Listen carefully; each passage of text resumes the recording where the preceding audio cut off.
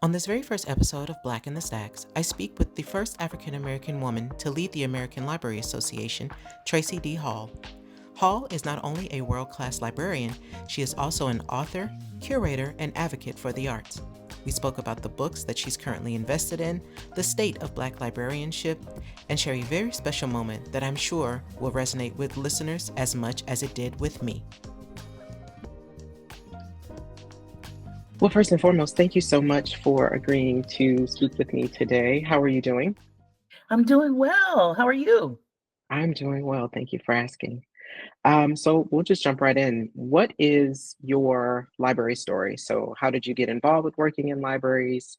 What pushed you to get your MLIS? Just tell us about yourself.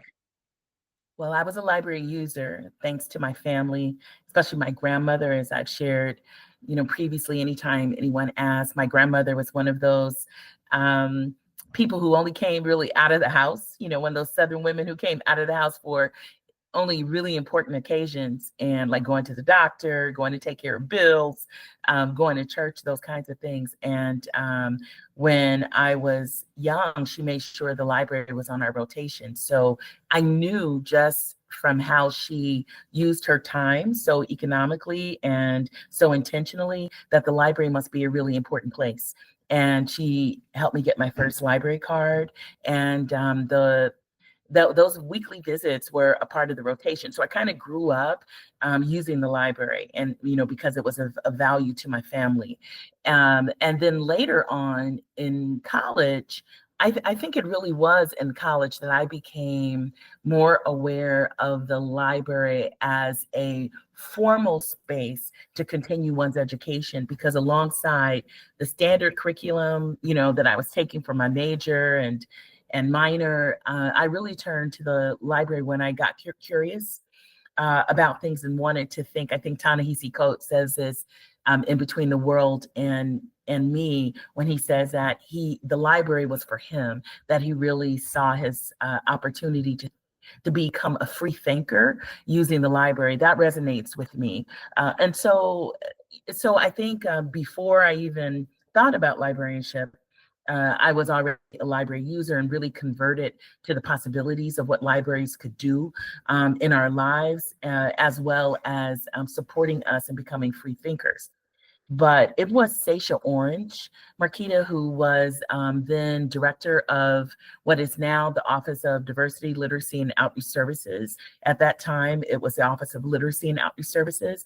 She came to Seattle Public Library, where I had ended up after starting my early career working, directing shelters for people who were unhoused, especially youth.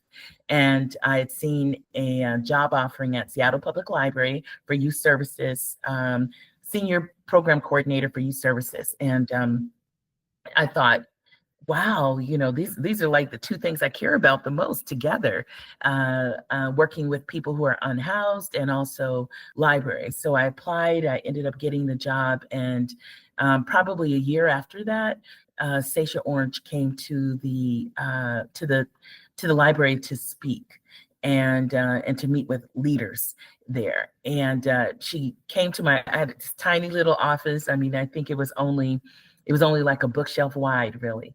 But she knocked on the door, and I opened. Here's this tall, striking woman, and she says, I've been hearing about you and the work you're doing in outreach services, and I wanted to meet you. And she was talking about the youth outreach work I was doing, going to shelters for young people unhoused, going to group homes, trying to serve young people in foster care, and really trying to meet young people outside of the traditional sort of library and school spaces where we typically try to serve them. And she told me about the Spectrum Fellowship, and it was the first year of that scholarship to recruit um, uh, people of color who are traditionally, it's still today, not well represented in library services. And I think that evening, I looked into the program, I signed up, I applied, and I applied to University of Washington Information School, which is where I graduated in 2000. So it sounds to me like that you are a true sort of believer and fighter for social justice. Is that fair to say? Well, that's that seems to be what others say. I think I always try to be on the right side of history, and I always try to make sure that the institutions that I'm aligned with, that I'm supporting them and leading them in a way that ensures that, when history judges us, and to a greater or lesser degree, depended on your positionality, it will.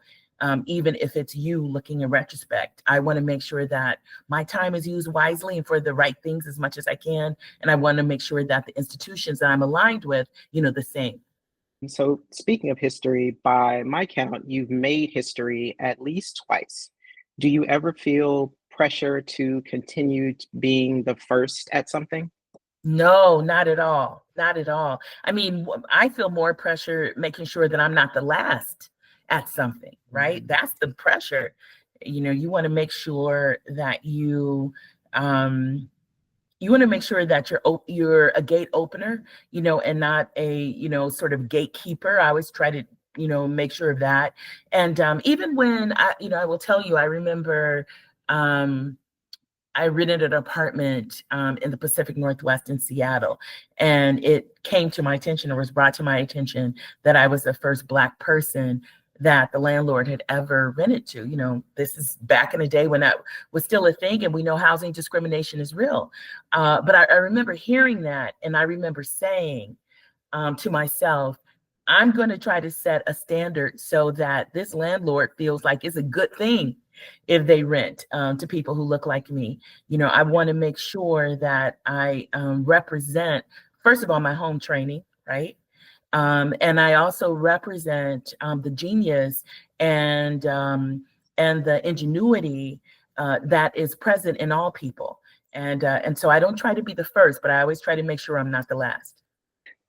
As a history maker myself, Yeah. I've been asked that question, and I didn't really know how to answer it, you know, Mhm. um, because it was never my intention to make history. It's just something that happened, um, and I I don't know if it's something that has helped or hindered my progress just yet. It's Mhm. something that I'm still kind of toying with. I spoke with um, another colleague in the field, and I shared with him that we were speaking about like awards and accolades, specifically in this library field, and specifically as a Black person in this library field. Um, that I felt like while my accomplishments were great, and yes, history making, it shouldn't have been such a history making feat. Like it should have been the norm. Yeah. Um, and I also feel like it has not done for me what I've seen it do for others. And I don't know if that's just my perspective, if that's just the way that the universe is guiding me right now on whatever this journey is.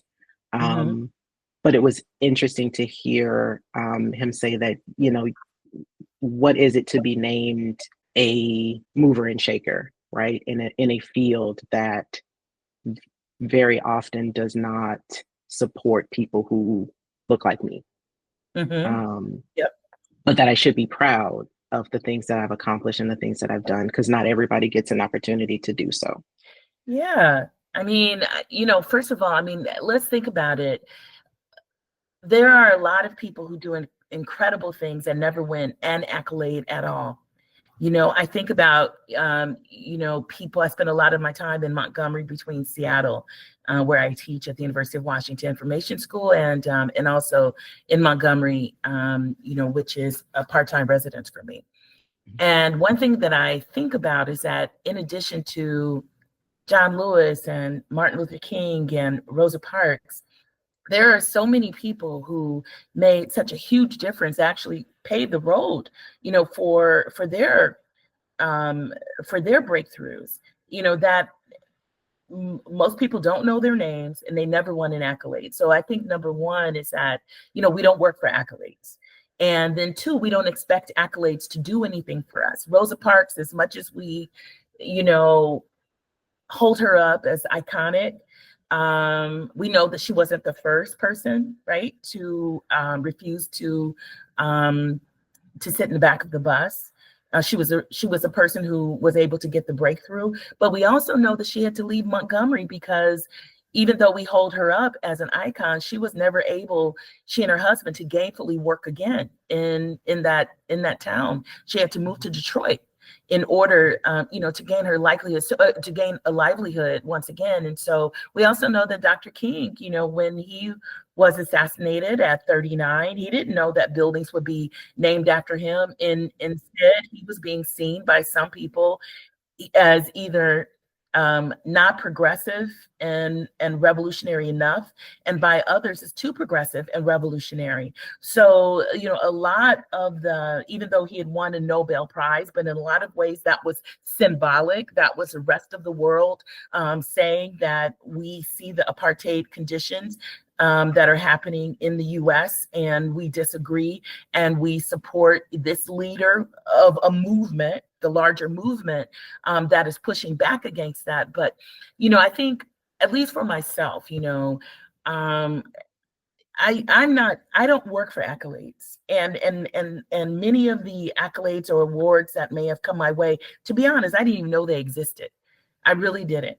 I didn't even know they existed until I was contacted. And I don't think of myself as more accomplished because they've been, I'll say, instead of awarded, assigned to me. I feel a sense of responsibility. And so it's just like somebody, the person who wins the new artist, Grammy. That shouldn't be, they shouldn't think, oh I've made it. They should actually say, I have a lot to live up to. Right. And the person who doesn't win it shouldn't be dismayed or upset. They should say, I still have much more work to make. I may not get the new artist of the year Grammy, but one day I at least am going to work at a level where my work is Grammy, award winning. And so, let's leave awards and accolades in the, oh, okay, category. And let's just keep pushing, right? I mean, because it doesn't define us. It doesn't define us at all. And if getting an award or an honor is the highest thing you've ever done in your life, you still have a lot more to do. So you've run down a lot of things that you are involved in. So with such a packed sort of resume, like where do you even begin your day? Like, do you have any morning rituals? Do you have routines? Like how does Tracie get her day started? Wow. And it's different. It's different almost every day because, in these last few years in particular, I've been on the move. Like, I'm in New York now because I have work here and meetings here. And then I'm going to take the train back to Chicago for another meeting. And then I'll head to Seattle to begin our spring term. So days are different for me. I do try to begin in some type of contemplation. I try to wake up early enough so I can just think. I used to be a really big meditator. Like I would be really intentional about that. For me now, it might just be quiet, a review of what I want to get accomplished in the day. So I always, Marquita, begin with that. What do I want to do today? And it's not just what do I have to do? It's what do I want to do? In addition to the things that I need to accomplish or obligations I have, what else do I want to achieve? So I'm always thinking about that. I always check my schedule. I always make sure I try to be in contact with at least 7 people a day outside of my traditional work. So it might be just a little note to someone about something that I've seen, or this morning, a note to a friend about a funny time. I have a lot to do in the next couple of days. And I remember once they planned a birthday party. This friend planned a birthday party for me, like in a few hours. And it was incredible. And I always say to myself, whenever I have a lot to do, because it took a lot of detail.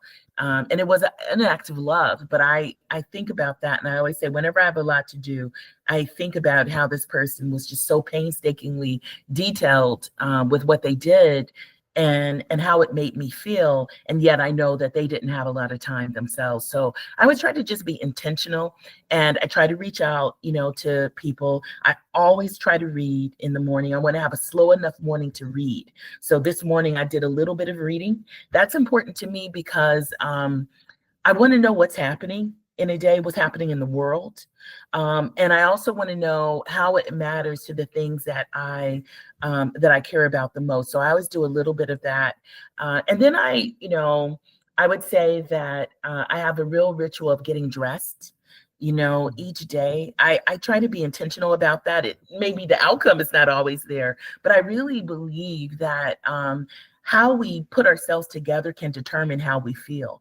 And so I really took some time this morning, nice, good shower, as well as really trying to groom myself. And, I come from a people that really believe that how you put yourself together shows your care for others. And so that's important for me. The friend that threw the party kind of last minute, it sounds like they come from a creative background, or they just have that creative spirit. And it sounds like you surround yourself with creative people. I read an article, and forgive me if I'm mispronouncing her name, but Jonice Starr Dunnigan, where she interviewed you, and you were quoted as saying, "What I've been interested in is what do Black women look like as creatives, artists, and as makers?" Have you figured that out yet? And do you consider yourself to be either a creative, an artist, a maker, or all three? Yeah, and I think I was really sort of thinking about that because I really prioritize that, even in leadership positions that I've held. Sometimes the greater the leadership position, the more creative I allow myself to be outside of work, because it's so important to get the sense that you're building something. And that, I don't know why, I don't know how other people feel about this, but yes, I mean, I come from a creative family. They weren't artists outright making their living, but my grandmother was a quilter and a hat maker, and she really encouraged me being creative and being a thinker. As I've said, even though she had very limited education, very limited. One thing though about her, even though she hadn't really matriculated through school, I mean, she went to ninth grade, but in 3-year spurts. So she kind of went to the third grade, the sixth grade, and the ninth grade, because she came from a farming family that went to school in rotations. But by the time she was a young woman, she had kind of moved to town, so to speak, and she and her sister had enrolled in a millinery school. Can you imagine?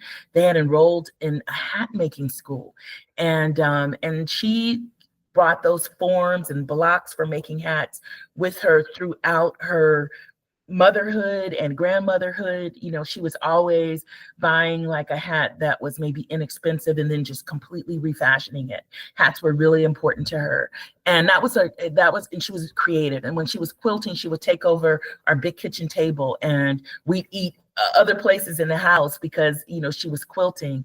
And so I think for me, agency, right? The ability to define oneself, to make oneself, to free oneself, that's really important to me. And so being a maker, yes, I make things. I don't as much as I did at one point, but every now and then I'll make something. I'm making a body of work around these chairs that have like this ancestral energy. And I was invited to be one of the leads featured artists in an exhibit last summer, and I made this piece, and it sold immediately, and I was very pleased that others saw it to be a value and were kind of like buying for it, and that made me feel like it had connected. So yes, I mean, I am still trying to always figure out what that looks like, because every new iteration, that I have, a new sort of space or stage, now entering, older age, entering young elderhood, I would say, it's important for me to keep making and to keep my mind agile enough to be curious And that's important, to me. And I think it happens at different stages. That you never run out of ideas. You're never too old to make. I don't believe anyone's not creative. I believe sometimes that we don't allow ourselves to find the things that really inspire creativity. And I think we can all be makers if we make the time, and also allow ourselves to have a space, because sometimes, busyness can sometimes be, the kryptonite to creativity. We should get things done, but leave enough time in our schedule, even if it's the wee hours, to ideate and maybe even create if we have that energy, that spark. Wow, I'm thinking about so many things. What comes up first? That I have other stuff to create. Yeah, and now I have, and yeah, I have, I need to make time to create that. And I Yes. think as someone who has multiple jobs, as someone who is, a caregiver, a parent, the friend that, everyone calls when they need to vent or they need advice, making space and taking time to develop and create what is important to me, or just breathe, just have a moment of what do I want, or just silence, as you mentioned earlier. We're not even halfway done, and this is great. I could stop right here, honestly, but I won't. But I won't, because I told one person and she's like, no, you must ask all the questions. I'm like, fine, okay, I will ask all the questions. So switching gears a little bit. As librarians, we always get asked this question. So if you have one, what is your favorite book? Wow. It's always like, a lot of times it's the last book, because the books I read, have everything to do with, what I'm thinking about and what's interesting me at the time. Wow. Right now I'm reading Race After Technology by Rua Benjamin. And so I think that, I think that and Algorithms of Oppression by Sophia Noble and others like that, I think those books are important to me because I'm thinking a lot about the Black information future, the future of Black studies. That book is really, on my mind. I think is excellent, because I think we definitely in this post DEI, and this mandated post DEI, this imposed post DEI era. We have to think about what happens when the state is positioned in a way to be anti-memory. Right? Mm-hmm. So we have to be thinking about that. And we also have to be thinking about, and not in sort of like a buzzword way, what do we mean when we say community archives? What do we mean when we say community libraries? What do we mean when we say community record keeping? What do we mean when we say memory work, right? So I think any book that is sort of thinking about the post technological era, sort of when the state is positioned against memory, and I'm even thinking about the books that aren't written. And where do I step in writing into that space and into those voids? I mean, that's what's really preoccupying me. I don't know if it's favorite or what I'm preoccupied by right now. Preoccupied is a good word, because someone recently asked me what I was reading, and I could not name just one. Like, I have a stack of books that I kind of float in and out of, which it is good or bad depending on how you look at. Well, not bad, but it because I can confuse like one thing in a story with another book because I'm reading so many. But yeah, I think we always want to be informed, and aware of what's happening, but also develop time to protect our peace, especially as mentioned in this post DEI sort of arena. Quickly, if you say like who are some of my favorite writers, I would say Gail Jones, Okay. Toni Morrison, Emerson, Thoreau. I was very much influenced by Thoreau and Emerson, and I still am. I was quoting Emerson the other day. A lot of transcendentalists, a lot of Black folks that speak from root or spirit. James Baldwin, Amiri Baraka, Sonia Sanchez as a poet, Borges as a poet. Yeah, so I have a lot of favorite writers who I read, like their catalog, if you will. I read, basically, down the bibliography, and a book that I still hold dear, from my childhood is Heidi, because she was, about her grandfather who didn't show his love externally, always or verbally, but showed it through acts and time spent with her. And that was a way that I experienced my grandfather, who I loved and adored. So the fact that the grandfather and a little girl are sort of the primary characters, when I was a little kid, that book captured me. And so that's kind of how I think about it. What library in all of your travels have you visited that sort of left you speechless, not only with its design, but its offerings as well? Man, oh, this is the best question, Marquita. Come on now. You got your girl here who loves libraries. You almost made me want to, I literally got to tell you this. I could feel like a little bit of tears or crying, popping up when you ask that, because I truly believe that when you step over the transom of a great library, you feel different, right? Oh my goodness, there's so many. Maybe I'll start outside of the US and come back into the US. I've visited a lot of libraries. When I travel, that's what I do. That's not the purpose of my travel, but I will make a quick detour to see a library. I think the Deichman in Oslo, Norway,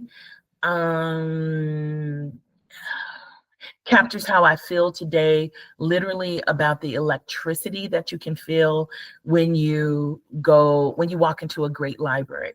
One thing is that when you walk in and you kind of approach the information desk, if you need orientation, because you kind of see everything at once. You see all these floors and they have these like light rings going around, like electricity is really going off, and it's dark and light at the same time. And it opens up and it's expansive, but it's warranty. I mean, oh my goodness, you have all these things going on, right? That library made me feel, when I walk into it, a particular way.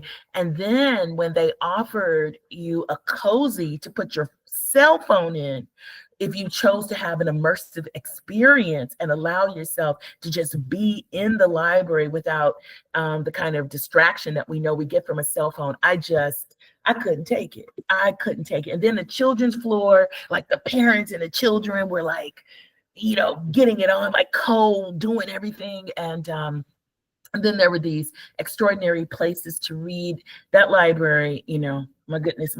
I always said, if I could just expatriate somewhere just to use the library, that would be one of the places. In Mexico City, Vasconcelos, I know I'm mispronouncing, but that library, just in terms of its architecture, and the way the books are literally kind of hanging like grapes on a cluster, on a vine, that to me is extraordinary architecture. The Black Pearl in Copenhagen, Denmark, just makes you feel some type of incredible way. I was recently in Calgary. The library there, in terms of the reader in me, like all these different spaces to read in clusters, to read by yourself. That library stands out. In Utrecht, that stands out for me. There's so many. Here in the US, we have some extraordinary libraries.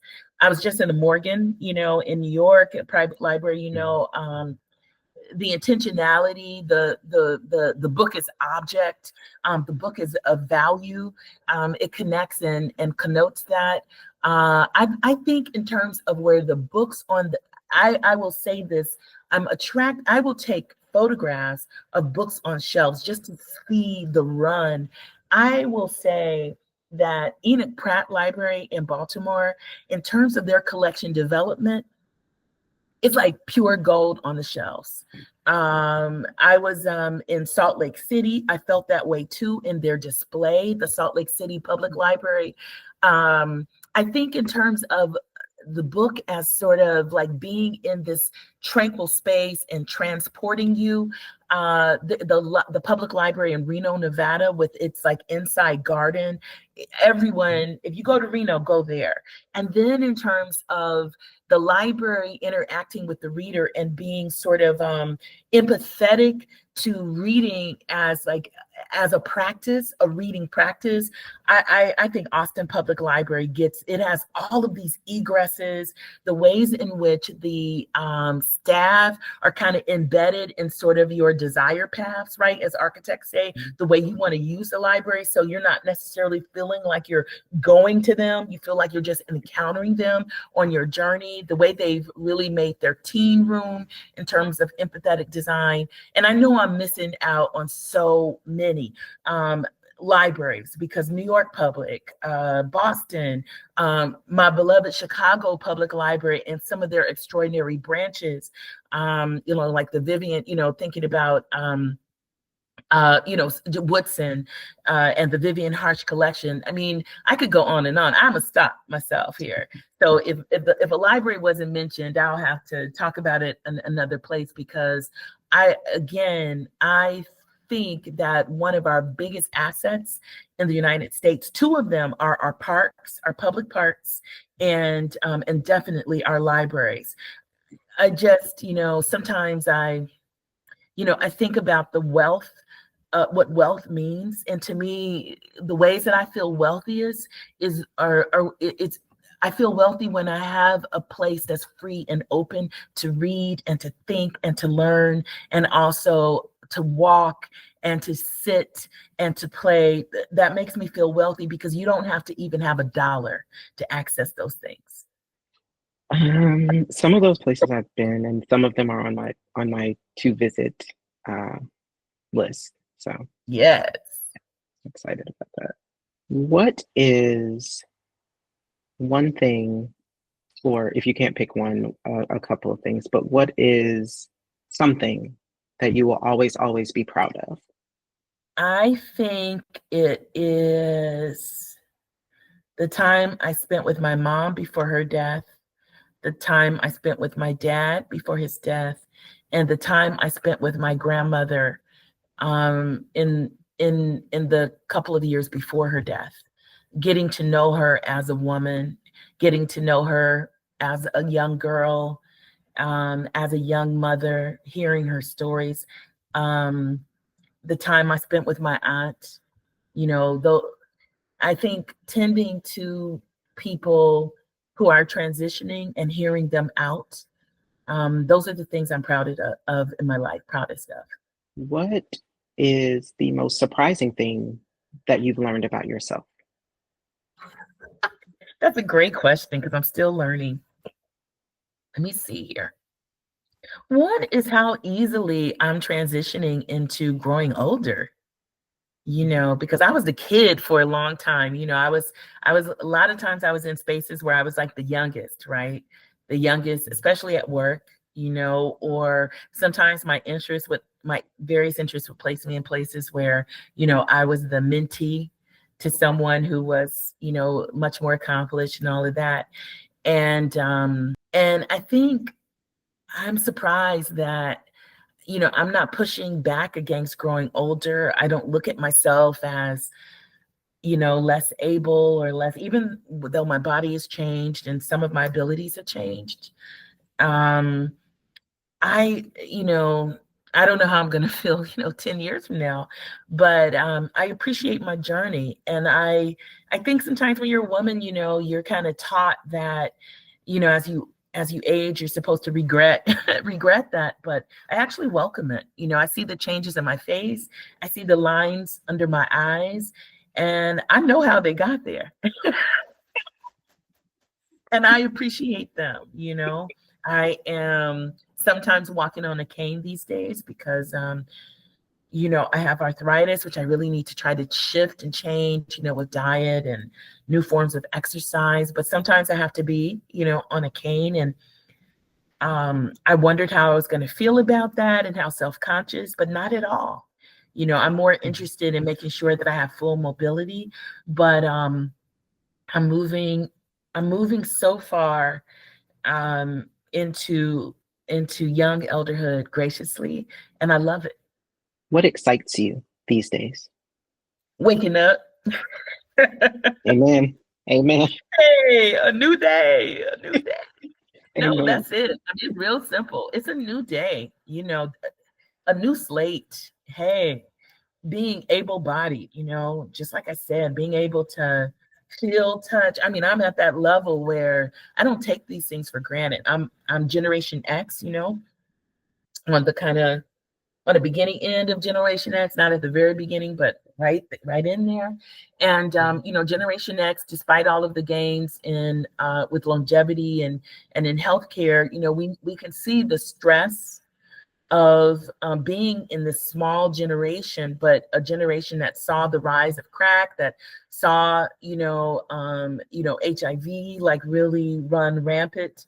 A generation that has seen a lot of conflicts, if not wars. A generation that has seen three strikes, you're out. We are the generation that saw the rise of mass and over incarceration. We are the generation that experienced the recession recessions enough, so consistently that we were not expected to even do as well as our parents, right? So, a generation that saw that really inherited post-white flight neighborhoods. There's so much unnamed stress that Generation X has been on, and we're not taught to complain about, not taught to, say, oh, I'm just going to take an L. We're still the generation that you had to achieve through that. We had to, a lot of ways, raise ourselves because our parents, had to work, so much and multiple jobs. So we all had that key around our neck, coming in, cleaning up the house, learning how to cook, trying to raise our siblings because we were sometimes the only adults or older adults. That wasn't my situation because my brother's older than me. So in some cases, I had my brother being kind of like a parent in some ways and big brother for sure. But then in a lot of times I was raising myself at home. I had amazing parents and my mom especially, who raised me, my grandparents who were so consistent in my life throughout. But as I got into middle school and beyond, a lot of that was self-determination. And so I just don't take it for granted is what I'm saying. I don't take for granted that I'm here. Um, so we spoke a little bit about like future work and what that looks like. As someone who is sort of educating the future of information professionals, because I think right now librarian is a huge buzzword right now in Is the it? state that I'm in Georgia. It is. They're throwing it out like it's taboo. It's just, oh, you're a librarian, Oh, so you're oh, okay. like Buzz, okay, yeah, okay. yeah. So I've I had a conversation a while with a former director, and we were talking about, does the word librarian sort of limit your opportunities to just being in the realm of either public or academic or special types of libraries, whereas something like an information professional or specialist has such a broad sort of concept that it allows you to kind of branch out. And my argument was it could be both. I've seen a lot of opportunity. I've had a lot of opportunities specifically because I had librarian attached to my name. But I've also seen where I've been kind of overlooked because I was quote unquote just a librarian.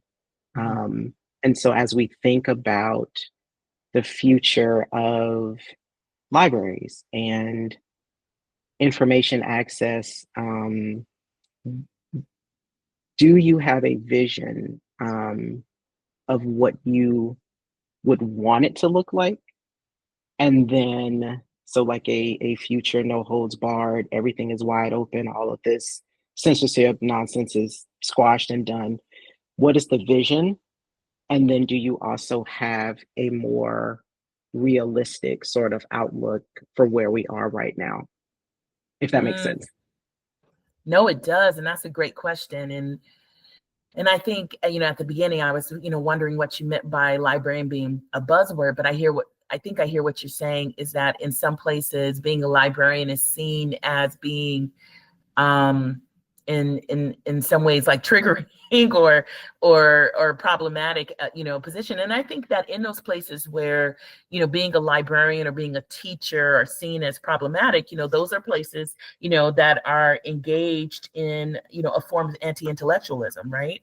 Because in most cases, you want to have a professional, because all of the degree says is that you have participated in a codified sort of curriculum, right? In a codified or standardized set or series, of learning and practice exercises that kind of standardizes your knowledge. That's what it says, right? And in a lot of places, whether you're a doctor or nurse, teacher, whatever, people want or they assume that set, your participation in that standardized body of knowledge sets you up to be able to be responsive and successful, in various types of settings, right? And so any place that says that's problematic, I wouldn't trust, right? Because I certainly wouldn't want to go into a hospital with an emergency in which they said, we did away with needing the degree, but everybody here is really interested in medicine. No, no, not at all. Please do not touch me. In that case, please don't. So I think that, we have to call it what it is. I'm pretty frank. And so I would say that, we are in a climate that is anti-intellectual. And I understand why is because abuses of power, people who abuse power are repulsed by people who have enough information to call them out. Right. And so I just want to call that what it is. But in terms of, right now in most states, you need to have an accredited, mostly American Library Association accredited library degree. And I think that the reason why we're seeing the dismantling of the Department of Education, of IMLS, attacks against the American Library Association even before that, is because, we're in an era where power wants to, especially illegitimately gain power, wants to set itself up to have, very few detractors or very few obstacles. And let's face it, knowledge is an obstacle to abuses of power. So I think that, but on the other end, so I think the term librarian, and I think people who have library degrees, I think that they are critical to the practice of librarianship and critical as memory workers and critical for the dissemination of knowledge. On the other end, I think that having a library degree it's a master's degree, right? And so just like with any master's degree, I think you should use it in a way that, expands according to what your interests are. Spend as much time working outside of libraries as a grant maker in corporate social responsibility at a corporation, in nonprofit leadership as an arts administrator. I spent as much time in an association. I spent more time working outside of libraries than I have in them. And many times, when the master's degree I have 2 master's degrees, but I always say the master's degree that has taught me the most and has helped me make the most impact is a library degree, because I know how to get information quickly. I know how to navigate it. I am suspect of information that doesn't have, anything that credits it, or or quotes that don't have an author owner.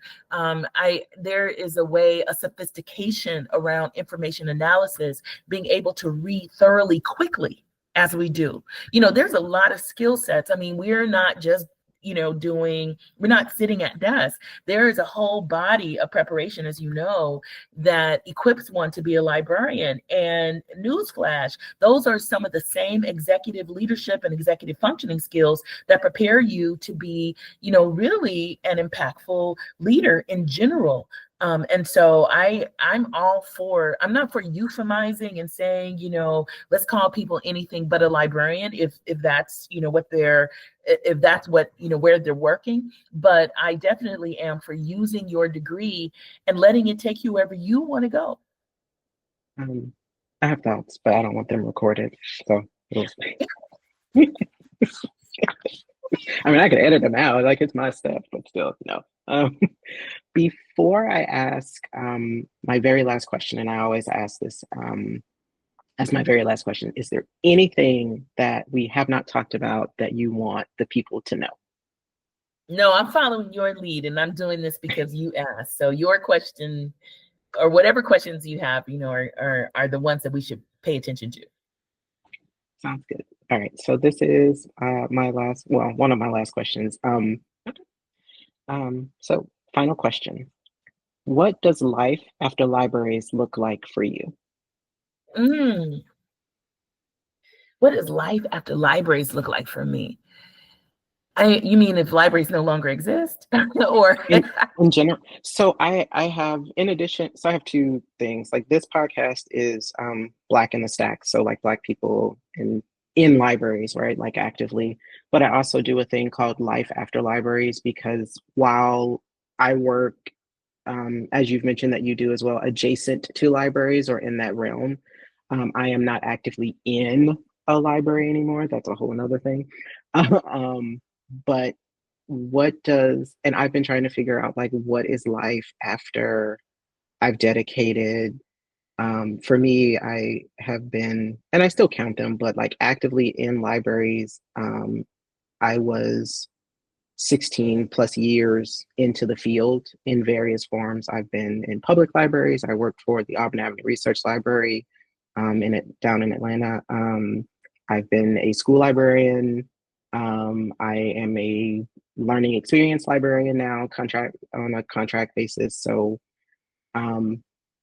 while I'm not in a system or a branch, I don't belong to a system or a branch anymore.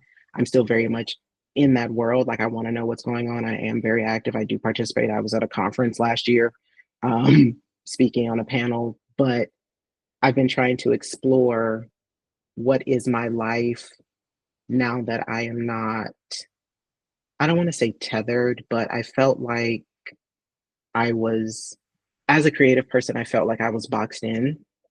And I tried to share that with my director, and it felt like it felt on deaf. Well, there was no feel. It fell on deaf ears. It was, I tried to explain that I was drawn to something else. Like I had a vision for the system that my last system that I was in. And I felt like I was in a place where I could share that with that director. I had a plan, I had a proposal, like everything was set. I had answers to the questions like, well, if you do this and who's gonna do that, you know what I mean? Like I had it set. And I felt like I could share that with that person because we had that working relationship, or so I thought. And I didn't take it for granted. A lot of people, when I explained it to them, they thought that I I did that because that director also happened to be a Black woman. That was not the case. Um, but I did the work, right? Like I put energy and effort and time into presenting something that I knew would take this system from a level of just locale, right? Like within our little like area, and put it on a national and global platform. I was able to do that, but I had a plan to capitalize off of the program that I built to just catapult and get the funding that we deserve, the raises for staff, the additional staff that we needed to grow as a system. And the answer basically was, I hired you for a reason. You will do as I say, or you leave. And I left. But I've been trying to figure out, like, I'm still drawn to this field so very much because I do have like that service. So I'm trying to figure out what that looks like still. And I've asked other people like what it looks like for them. A lot of them will say, I've heard one person say death, right? Like he was like, I'm in it. I'm not going anywhere. He was like, life after libraries for me looks like the grave. Like they Well, gonna bury me. Yeah. let me say this, and I'm listening to you, and you are a proof point, Marquita, that we sometimes arrive in certain places in our life, not by accident or mistake, but because sometimes the thing that we're calling is also calling us. And so when I listen to you talk about your experience within librarianship, it strikes me that you can do a lot of things, but that lens through which you see the world is going to include librarianship. And I think it's the same for me. And I also think it's important that we don't relinquish our goals and ambitions because it doesn't work at one institution. Sometimes people are really afraid of change, right?